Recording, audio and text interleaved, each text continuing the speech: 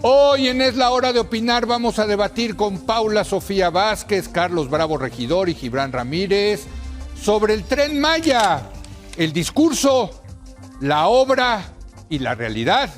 Después vamos a platicar del tercer informe que entregó el Grupo Interdisciplinario de Expertas y Expertos Independientes sobre el caso de Ayotzinapa. ¡Vaya revelaciones! Y para finalizar estará con nosotros Viridiana Ríos. Con ella voy a platicar de la forma como está legislando Morena y las repercusiones en el futuro político. Así que quédese aquí en Foro TV, que ya comenzó la hora de opinar.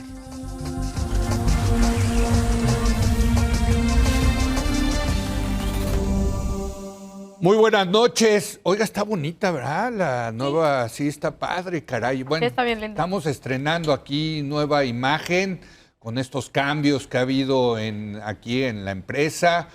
Le digo nada más, muy importante, nuestro programa ya va a estar disponible a partir de las 8 de la noche. Se mete usted a nmas.com.mx y ya lo puede ver. Si no quiere esperarse hasta las 10:30 de la noche en que salimos por televisión por Foro TV. Bueno, pero vamos a empezar. Ante la polémica que surgió hace unos días sobre la construcción del Tren Maya, en las que ambientalistas, investigadores, académicos, músicos y actores realizaron una petición al presidente para que visite las obras y dimensione el daño ambiental en la zona, el mandatario dijo que hay desinformación en torno al proyecto y aseguró que no hay daños mayores por la construcción.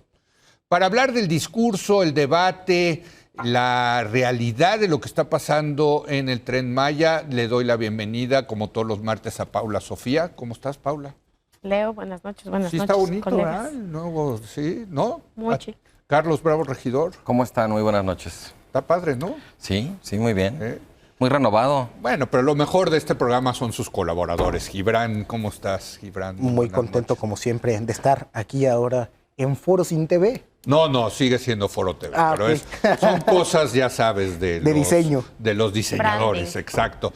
Pero está bueno, ¿no? nmas.com.mx a partir de las 8 de la Para noche. todos los que se duermen temprano, ya no tienen pretexto. Ya lo pueden ver a las 8. Y próximamente les vamos a dar más noticias de la disponibilidad de este programa. Pues porque ya no es el futuro, es el presente, ¿no? El tema del internet, las redes, en fin, ¿no? Ya la televisión también sigue siendo plataforma importante, pero hay que combinarla, ¿no? Bueno, se acabó, ya hicieron la gran fiesta, Gibran, ahí para el Aeropuerto Internacional Felipe Ángeles, y salieron los camiones del ejército rumbo a la península de Yucatán, a Quintana Roo, ya llegaron a Tulum. Ahora la atención se centra en otra de las obras magnas de este gobierno, el Tren Maya. ¿Cómo ves? Sí, era natural que después de esa inauguración la atención se centrara en el tren, que primero por su importancia, ¿no? Es un proyecto importantísimo, yo creo que un buen proyecto, que puede resolver dos demandas profundas de la población y de la economía de la península, que es la movilidad y la carga, ¿no? Que han hecho que tenga un soporte social mayoritario indiscutible.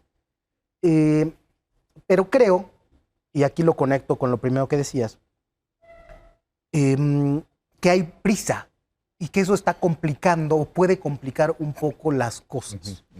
Se inauguró el Felipe Ángeles, sí, una obra que se entrega funcionando, que veremos si en el futuro resuelve los problemas que quería resolver, pero se entrega funcionando. Y ahora entra la prisa por entregar algo del Tren Maya. Y aunque el proyecto está muy bien, eso lo quiero subrayar, se ha hecho demasiado rápido. Preguntaba con algunos especialistas, un proyecto de 1,400 kilómetros de vía, ¿cuánto lleva en planearse y negociarse? Me decían 3, 5 años.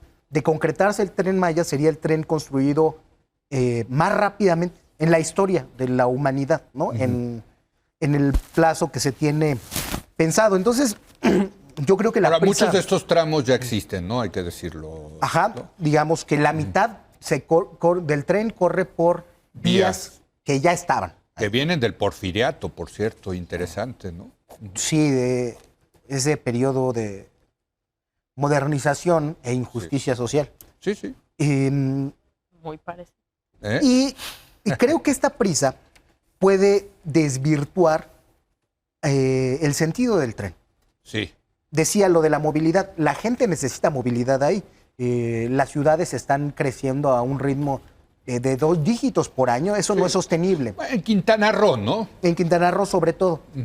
Y justo los cambios de trazo que se han tenido por las prisas han hecho que el tren ya no entre ni a Mérida ni a Campeche. Eso me parece, la verdad, con todo respeto, Gibran, eso sí no lo acabo de entender. O sea, los trenes en Japón y en Europa, que son parte fundamental del transporte, tienen la gran virtud de que el tren te deja en el centro de la ciudad, ¿no? Que no vaya a entrar a Mérida, que no vaya a entrar a Campeche, pues sí, ya no lo hace tan atractivo, ¿no? Sí, creo que por eso habría que hacer un alto, pero la verdad es que la oposición ha llevado a la presidencia de la República esta dinámica, como se plantean sabotear, parar el tren, revertirlo si ganan. No puede haber un diálogo nacional sobre la necesidad del tren y la necesidad de conversarlo para hacerlo bien, para que le vaya bien a todo mundo. Esta dinámica polarizada creo que es dañina para este tipo de proyectos que tienen que ser de Estado, no de gobierno. Paula Sofía, ¿tú cómo ves el tema del Tren Maya? Muy polémico por todas las decisiones que se han tenido que tomar, ¿no? Sí, yo creo que un análisis desde la política pública se tiene que hacer con seriedad. Coincido con Gibran en que el diagnóstico era el correcto. Es una zona que se está desarrollando de una manera impresionante, que está creciendo de una manera brutal y que tenía muchas necesidades de conexión. Pero creo que también están dejando de lado, a la hora de la implementación, otra parte muy importante del diagnóstico, que es las zonas de reserva ecológica y el peso de la biodiversidad, de la ecología, de la propia medio ambiente, las cavernas, los mantos acuíferos, etcétera, a la hora de construir. Y la otra, que es una cosa muy antropológica, es las comunidades que están ahí y cómo va a ser los efectos disruptivos que puede tener en esas comunidades, cómo se les va a participar. Se les hizo una consulta que yo creo que una de un comité de vecinos tiene la misma formalidad que la consulta que se les hizo para esas cosas. Lo estamos viendo, por ejemplo, en la cantidad de amparos que no están interpuestos por la oposición, están interpuestos por comunidades indígenas que no quieren que pase por ahí el tren. Entonces, desde la política pública puedo decir, pues el diagnóstico es correcto. La implementación, coincido con Gibran, en decir que le están haciendo con mucha prisa. No en creer que eso es por culpa de la oposición que no quiere que se haga el tren. O sea, creo que si tienes todo el poder y tienes un proyecto de este tamaño, pues tus posibilidades para construir un buen consenso alrededor de una obra que va a generar, en teoría, muchos beneficios, pues debería de ser, pues es básicamente el oficio político, ¿no? Creo ahí que también una de las cosas que incluso la Auditoría Superior de la Federación ha mencionado es que los efectos benéficos están muy sobreestimados. Está sobreestimada la demanda, está sobreestimada la carga, está sobreestimado en estos mismos cambios de ruta que ha tenido el mismo tren. De hecho, están los trenes en sobreestimados. todos lados del mundo, Paula, son un muy mal negocio. La verdad, por eso los construye el Estado. Muy difícil recuperar el capital, ¿no? Vamos a ver si recuperan costos operativos, ¿no? Y no solo costos operativos, si de verdad es una cosa que funciona. O sea, era un proyecto que cuando tú veías el proyecto en blanco y negro, era un proyecto que estaba pensado para abonar al desarrollo de toda la península de una forma en la que pues estábamos esperando que se abonara, que es de una forma no colonialista, no extractivista, no con daños medioambientales. El otro día vi un video que rescataron de la campaña de Andrés Manuel en la que dice, no vamos a tirar un solo árbol, ¿no?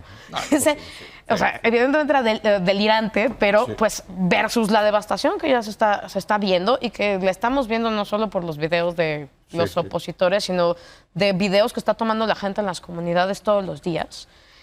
Creo que hay que hacer una revisión entre qué bonito era el proyecto inicial y si al final lo que está quedando no va a ser una cosa que va a abonar todavía más a la degradación de una zona que está asolada por el narcotráfico, que tiene muchísimos problemas de conectividad, una de las zonas donde más se nota la desigualdad y donde en realidad los que se están haciendo millonarios y están desarrollando muchísimo la península son los mismos que están haciendo desarrollos inmobiliarios aquí en México y gente como Vidanta.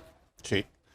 Por cierto, hablando de degradación, yo tuve la fortuna de viajar desde muy chico a la península, a Quintana Roo, lo que era entonces Quintana Roo. Yo creo que ya era estado, y he regresado mucho en estos últimos años.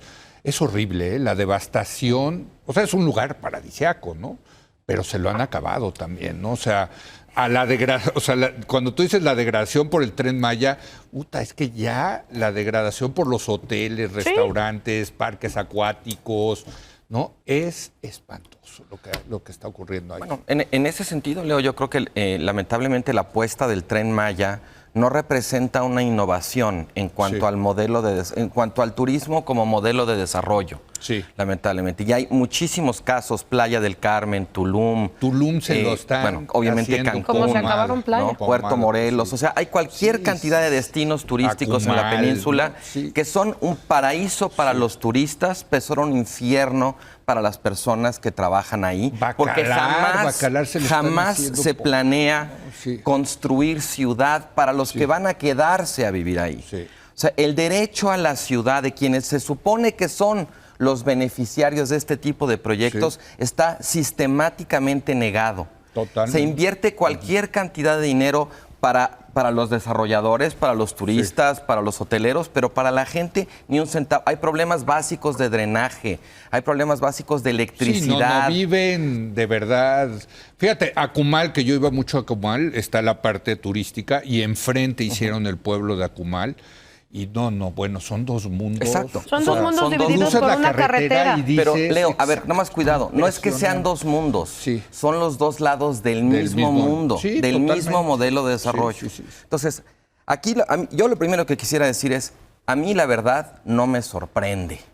Me confirma muchas cosas que se dijeron desde un principio respecto al proyecto. Había, y yo creo que en eso sí no hubo mucho debate, la intención de desarrollar una región históricamente rezagada, pagar una deuda histórica. El problema aquí es que esos deseos no se convierten automáticamente en realidad.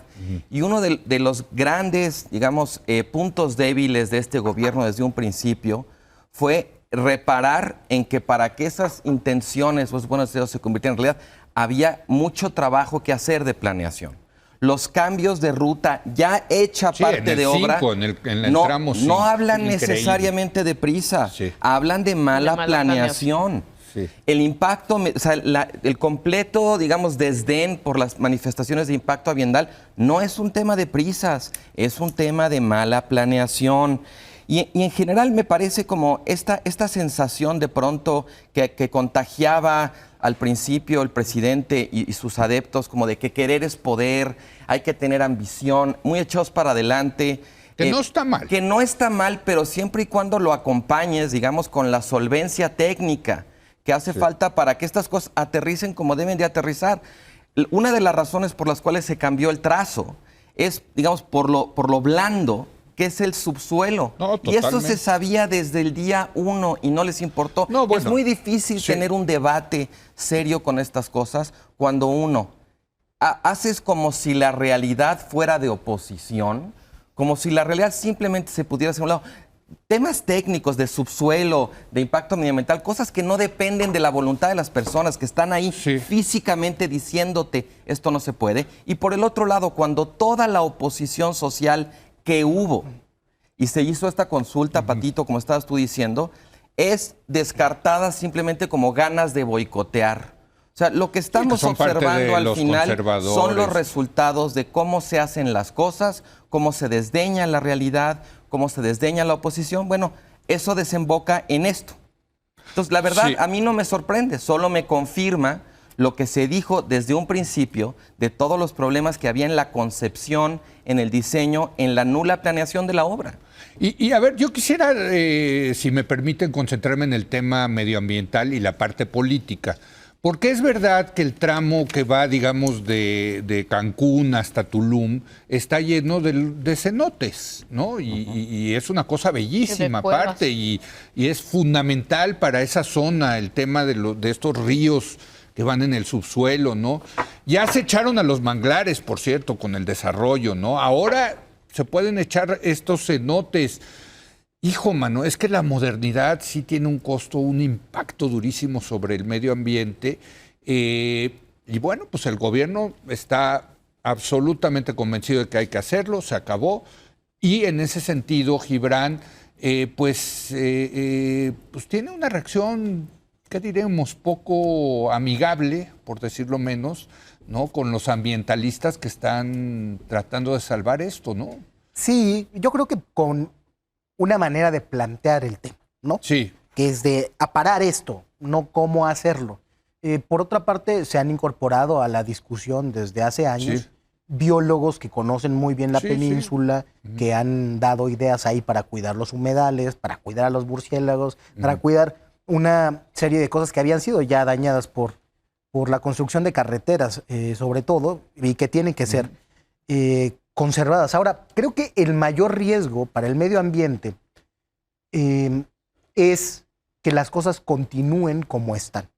Sí, totalmente. Si Eso es el turismo sigue orientándose a Tulum, a Cancún, a Bacalar, y siguen creciendo de la misma manera desordenada, pues va a colapsar, como está colapsando, ¿no?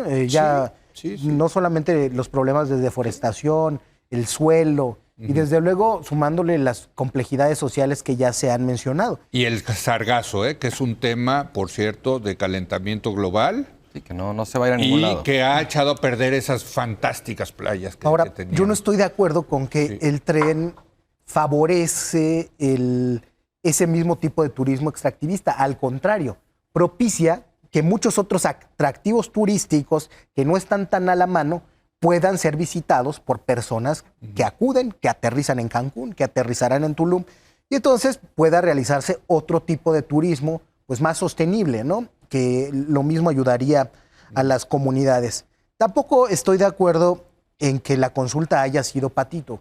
Yo tuve la oportunidad de recorrer, sobre todo en Quintana Roo, pero también hicimos trabajo de campo cuando dirigía la CIS.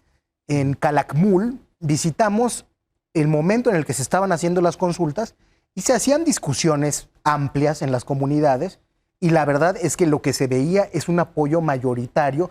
Puede ser por una esperanza, lo que sea, pero el apoyo al tren era mayoritario, y los amparos se veían como amparos oportunistas de sí, algunas partes de las comunidades que estaban haciendo esa oposición, es decir, que es una oposición legítima, lo son, pero que eran partes minoritarias. Entonces tampoco estoy de acuerdo con eso. Creo, desde luego, como dices, que el desarrollo tiene sus costos, Sí, y que lo más importante es lo que se haga finamente en el desarrollo del tren. No se va a echar para atrás el tren, fue algo que estaba en el centro del programa político. sí, de López no, Obrador. eso sin duda. Ya sabemos que el presidente cuando va para adelante no para, ¿no? Lo que hay que hacer Sí. es reparar en los detalles que pueden hacer que las cosas se inclinen de un lado catastrófico, como se ha visto en el turismo extractivista hasta ahora, o que puedan hacer que la obra tenga verdadera utilidad social.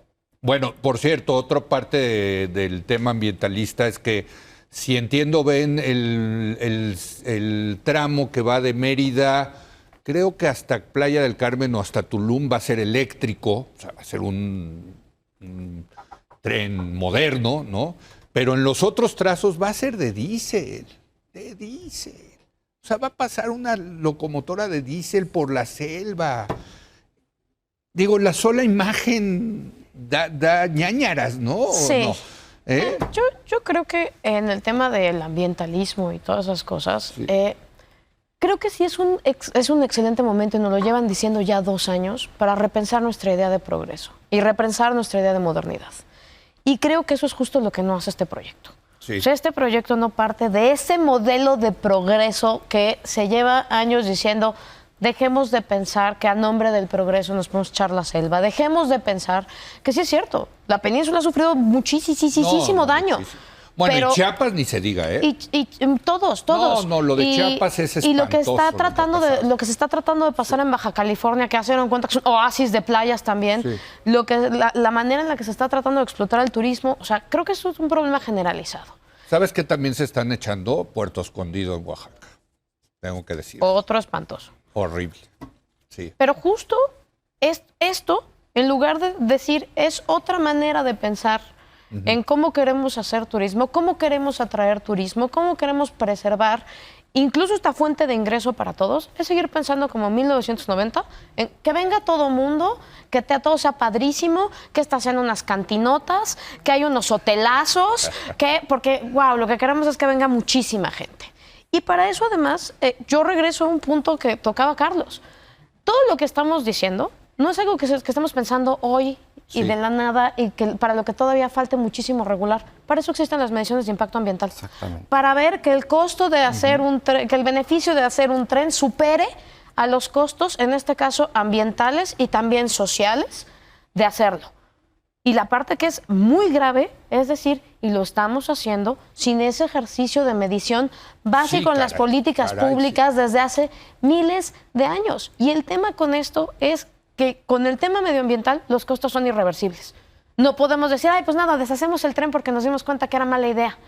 Porque nadie nos va a reparar la selva. Esta idea de, y vamos a ir a plantar un arbolito aquí en otro lado, no sé qué, evidentemente no tiene absolutamente nada que ver con conservar los ecosistemas. Totalmente. Totalmente. Y fíjate que viajando también por la península de Yucatán, sobre todo en Quintana Roo, es impresionante ver todavía el número de delfinarios que existen.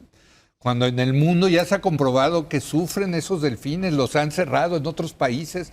Aquí en México todavía puede ir uno a nadar con los delfines, lo cual es una barbaridad, ¿no? O sea, es que, bueno, Leo, yo creo que en general el tema aquí es en la gente en la que hay que pensar. A la gente a la que hay que darle prioridad cuando pensamos en este tema del desarrollo, es a la gente que vive ahí. que Es a son la muchos gente, migrantes, ¿eh? pero no importa. Tabasco, Oaxaca, Chiapas. De sí. todas- Porque es un o sea, lugar mi donde punto es encuentran como Del DF incluso. esta concepción de vamos a llevarles el desarrollo Sí. con un proyecto en cuya concepción ellos no participaron. Pues sí, por supuesto que desemboca en este tipo de cosas. Pero ellos no van a usar el tren.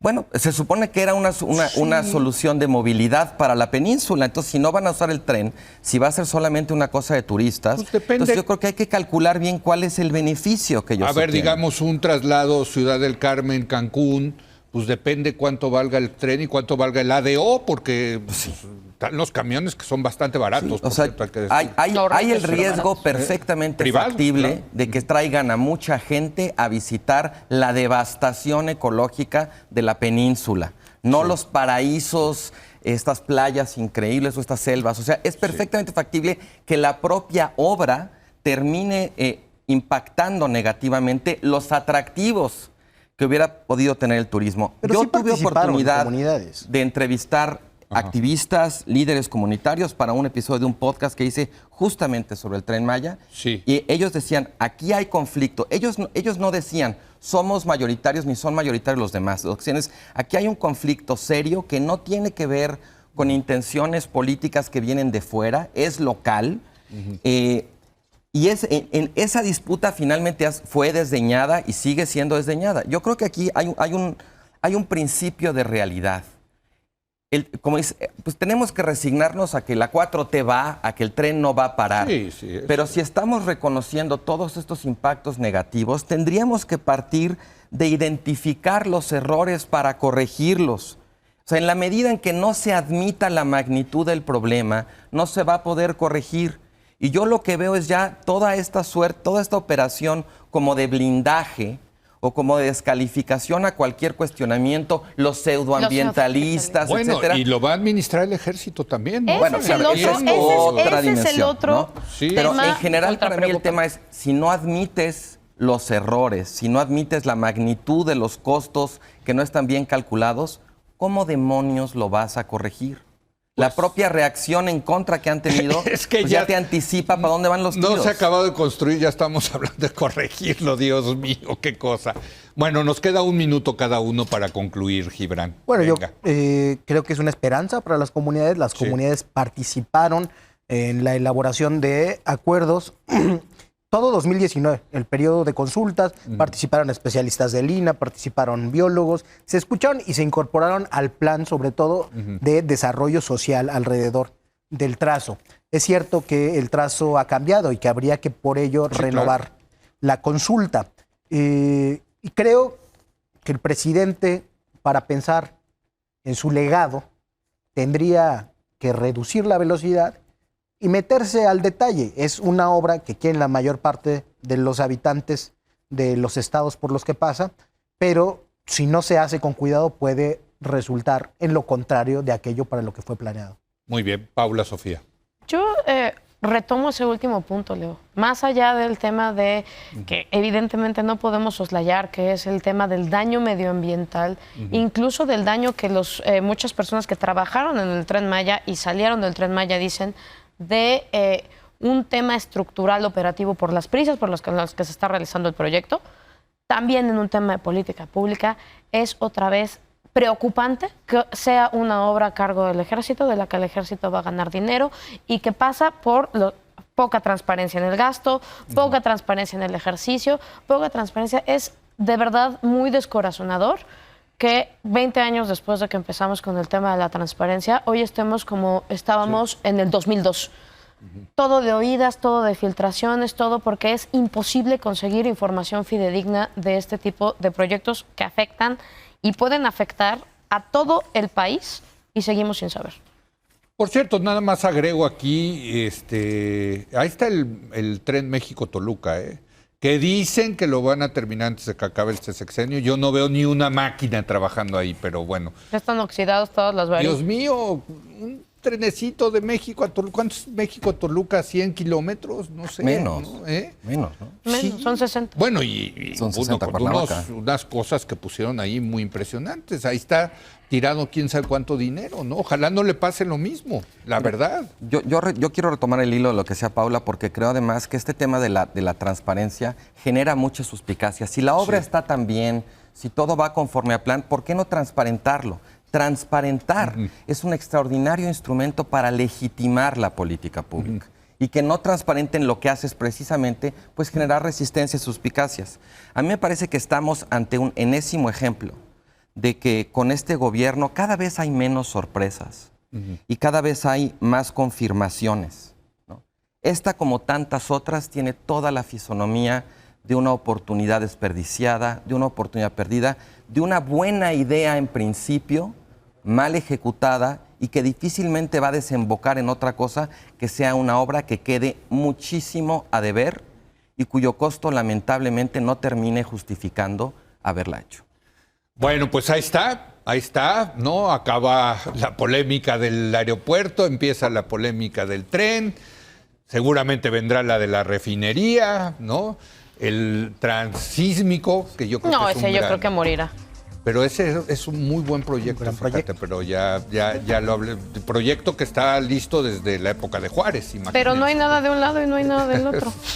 Bueno, sí, está Coatzacoalcos y Salina. Coatzacoalcos, Salina Cruz y en medio es la nada.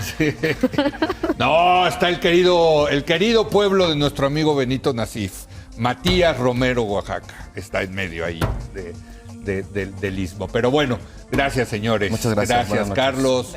Gracias, Paula Sofía. Gracias, Gibran. Vamos a hacer una breve pausa y regresando nos vamos a enterar de los nuevos hallazgos. ¡Qué hallazgos! De la investigación del grupo interdisciplinario de expertas y expertos sobre el caso de Ayotzinapa. Regresamos.